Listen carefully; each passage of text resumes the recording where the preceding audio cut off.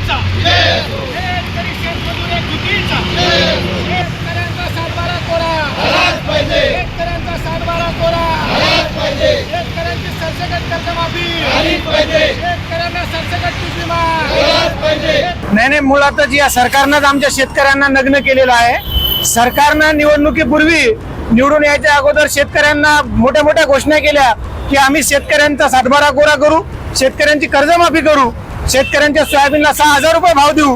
परंतु गेली कित्येक दिवस झाले सरकार स्थापन होऊन ना शेतकऱ्यांच्या कर्जमाफीवर बोलल्या जाते, ना शेतकऱ्यांच्या सोयाबीनच्या 6,000वर बोलल्या जाते। आता कुठेतरी हे नाफेड केंद्र सुरू केले आणि त्याच्यातही 17 वेळा बंद करण्याचं काम हे सरकार करत आहे। आमचं म्हणणं आहे, तुम्ही नाफेड खरेदी केल्यापेक्षा हे खुल्या बाजारामध्ये शेतकऱ्यांचं 6,000 रुपये सोयाबीन विकत घ्या आणि शेतकऱ्यांना न्याय द्या। आमच्या बापाच्या घामाच्या दामाचा आम्ही 1 रुपया भरतोय, त्या 1 रुपयाचा परतावा म्हणून आमचा पीक विमा आम्हाला द्या, अतिवृष्टीचं अनुदान द्या, रोजगार हमीचे कामं हे जिल्हा लेवलवर होत नाहीत, त्यांना तुम्ही कामं चालू करा। यासह जे काही शेतकऱ्यांच्या शेतामध्ये वन्य प्राणी हैदोस करत आहेत त्याचाही तुम्ही बंदोबस्त करा आणि आमच्या शेतकऱ्यांचं जगणं मान्य करा, आमच्या शेतकऱ्यांचा सातबारा कोरा करा।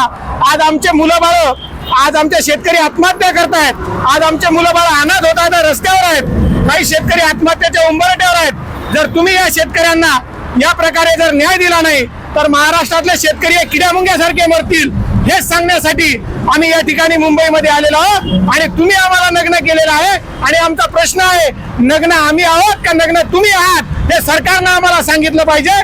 का तर तुम्ही आम्हाला आश्वासनं दिलेली आहेत। यावरून एक सिद्ध होतं की तुमच्या निवडणुकीपूर्वीच्या ज्या काही गोष्टी आहेत म्हणजेच बड्या बाता आणि शेतकऱ्यांना लाता हे आम्ही सहन करणार नाही। म्हणून न्याय मागण्यासाठी मुंबईच्या दिशेने आलो आणि याच अवस्थेमध्ये मंत्रालयावर जाणार आहोत आणि मुख्यमंत्री महोदयांना प्रश्न विचारणार आहोत, तुम्ही आमचं कर्जमाफी करणार आहात का?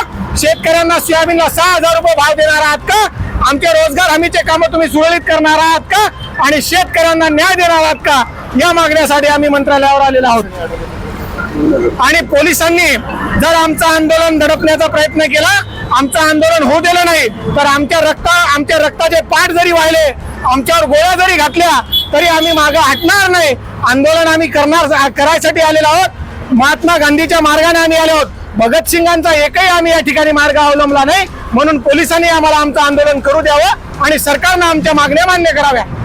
नाही, मुळात काय झालं बघा, हिंगोली जिल्ह्यामध्ये मागील 3 वर्षापासून हिंगोली जिल्ह्यामधला जो शेतकरी हा कधी अतिवृष्टीने तर कधी दुष्काळाने पिचला गेला। सरकारने खूप मोठ्या घोषणा या ठिकाणी मुंबईतून बसून केल्या, मात्र शेतकऱ्याच्या पत्रामध्ये छदामही पडला नाही आणि शेतकऱ्यांनी जो पीक कर्ज घेतलं होतं ते पीक कर्ज आवाच्या सव्वा त्या ठिकाणी झालं। आज त्या पीक कर्जाचा बोजा आमच्या सातबाऱ्याला, आमच्या मुळाबाळाला, आमच्या घरादाराला सहन होईनासा झाला। या सरकारने निवडणुकीपूर्वी सन्माननीय देवेंद्र फडणवीसांनी घोषणा केली होती की आम्ही सरसकट शेतकऱ्यांचा सातबारा कोरा करू, पण सरकारने तसं केलं नाही। आज आम्ही उघडे झालोय, आज आम्ही नागडे झालोय, आमच्याकडे काही पर्याय उरला नाही। या सरकारने आम्हाला या ठिकाणी उघडे केले, म्हणून या ठिकाणी जे निर्णय मुंबईमधून होतात या ठिकाणी आम्ही आलोत की मायबाप सरकार की तुम्ही आम्हाला आता उघडे केले, आम्ही आता करायचं काय?